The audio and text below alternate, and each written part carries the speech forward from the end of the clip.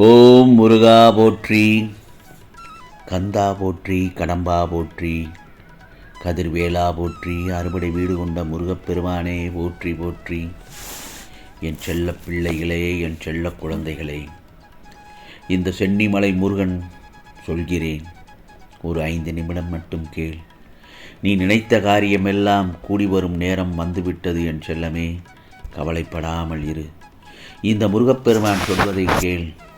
எவ்வளவு அற்புதமான வாழ்க்கையை பெற்றிருந்தாலும் ஒரு சமயம் வேகத்தில், ஒரு சில சமயம் கோபத்தில், ஒரு சில சமயம் அறியாமையால், சின்ன சின்ன தவறுகளால் தெளிந்த நீரோடையாக ஓட வேண்டிய உன் வாழ்க்கையில் காட்டார் வெள்ளம் ஏற்படுகிறது. அதுதான் உன் வாழ்க்கையிலும் நடப்பதும் இதுதான். நான் என் செல்ல பிள்ளைக்கு அமைத்து தந்திருப்பதும் அருமையான வாழ்க்கைதான். ஆனால் நிழலில் அருமை வெயிலில் தெரியும் என்பது போல வாழ்க்கை தடம் புரண்ட பின்புதான் தெரிகிறது அமைந்தது எவ்வளவு அழகான வாழ்க்கை என்று.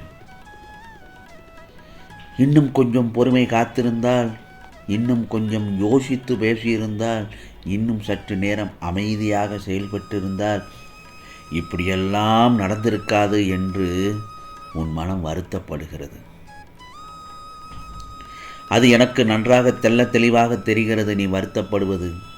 ஆனால் என்ன யோசித்தும் என்ன வருந்தியும் எதுவும் செய்ய முடியாது தானே. நடந்தது தான்.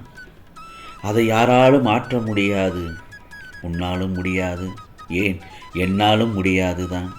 இனிமேல் எப்படி மீண்டும் உன் வாழ்வில் அழகான பூங்காற்றை வீச செய்ய வேண்டும் என்பதை பற்றி மட்டும்தான் யோசிக்க வேண்டும். இந்த சென்னிமலை முருகன் மீண்டும் ஒரு வாய்ப்பை உனக்காக கொடுக்கிறேன். அதை முதலில் புரிந்து கொள். நடந்தவற்றிற்கு யார் வேண்டுமானாலும் காரணமாக இருந்து போகட்டும் சொல். இனி நடக்க வேண்டியது என்னவென்று மட்டும் முதலில் கண்கூர்ந்து பார்.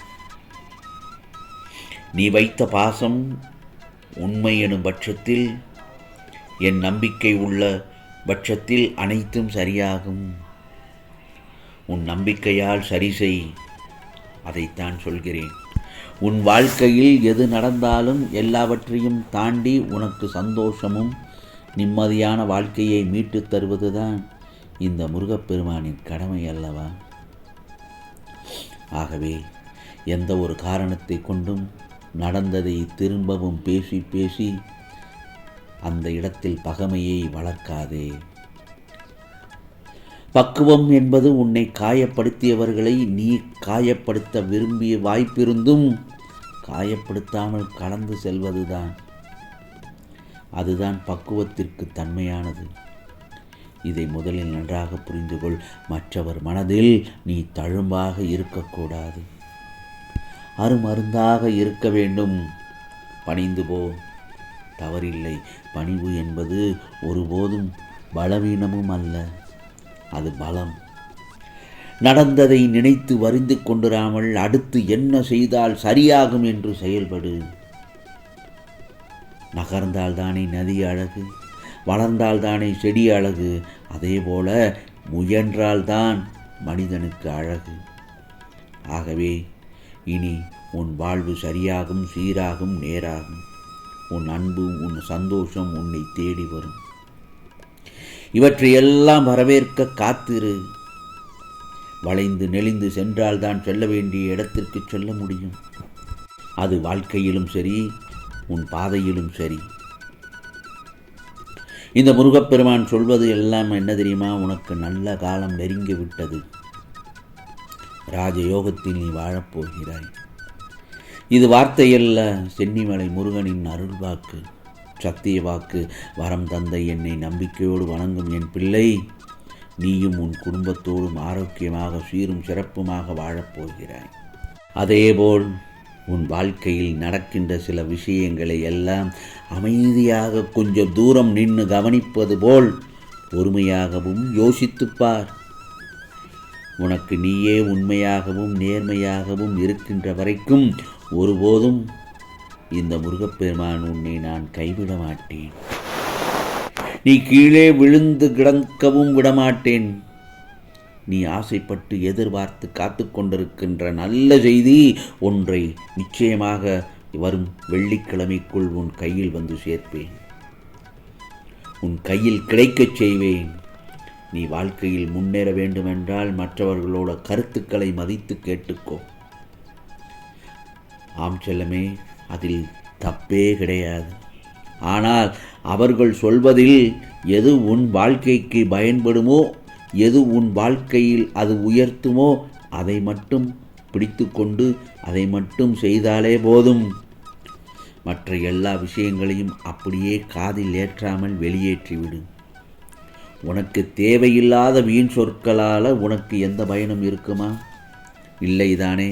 அதனால்தான் இந்த முருகப்பெருமான் சொல்கிறேன், தேவையானதை எடுத்துக்கொண்டு மற்றவற்றை அந்த இடத்திலேயே அந்த நேரத்திலேயே விட்டு வந்துவிட வேண்டும். அதை தூக்கி மனதில் ஏற்றி நீ உன் மனதை ரணமாக்கி கொள்ள வேண்டாம். அதே நேரத்தில் உன் கருத்துக்களை கீழே தள்ளி மேலே உன்னை ஏற விடாமல் சொல்லும் எந்த வார்த்தையுமே யோசிக்கக்கூட செய்யாதே. அது உன் வளர்ச்சிக்கே தடங்களாக வந்துவிடும். ஒன்று மட்டும் நல்லா தெரிஞ்சுக்கோ, இந்த சென்னி முருகன் சொல்வதை கவனமாக கேள். வாழ்க்கையில் நீ நினைத்ததை அடைய வேண்டும் என்றால் அதற்கு என்ன செய்ய வேண்டும் என்று மட்டும் யோசி. சுயமாக உன்னையே மதிப்பிட்டுக்கொள். உனக்குள்ள எதை மாற்றிக்கொள்ளணுமோ அதை யோசித்து சரியாக செய். வழிகாட்டத்தானே இந்த முருகப்பெருமான் நான் இருக்கிறேனே. உன் எண்ணங்கள் மட்டும் நேர்மையாக வைத்துக்கொள். முதலில் நான் நிச்சயமாக உனக்கு உதவி செய்வேன். இன்னும் 2 தினங்கள், அதாவது வரும் வெள்ளிக்கிழமைக்குள் கொஞ்சம் காத்திரு.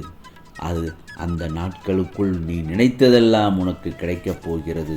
ஆம் செல்லவே, கவலைப்படாதே.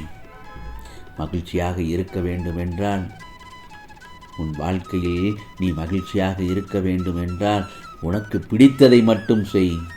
நீ எதை செய்ய நினைத்தாலும் முழுமையாக அதில் ஈடுபாட்டோடு செய்ய வேண்டும். ஏனென்றால் உன் நல்ல எண்ணத்திற்கு இந்த சென்னிமலை முருகன் தரும் பரிசானது. நிச்சயமாக உன் இல்லத்தில் நல்லது நடக்கும். அந்த தருணத்தில் என்ன சொல்வது என்று தெரியாமல் முருகா முருகா என்று என்னை அழைத்து ஆனந்தப்படுவாய் என் செல்லமே. அந்த தருணத்தில் என் ஆலயத்திற்கு நன்றி சொல்ல ஓடோடி வருவாய். ஆம், இது முருகப்பெருமானின் அருள் வாக்கு, சத்திய வாக்கு. உனக்கானதெல்லாம் நிச்சயமாக நல்லது நடக்கும். நல்லது மட்டுமே நடக்கும். அதுவும் நன்மையாகவே இருக்கும். ஓம் முருகா சரணம். ஓம் முருகா சரணம். ஓம் முருகா சரணம்.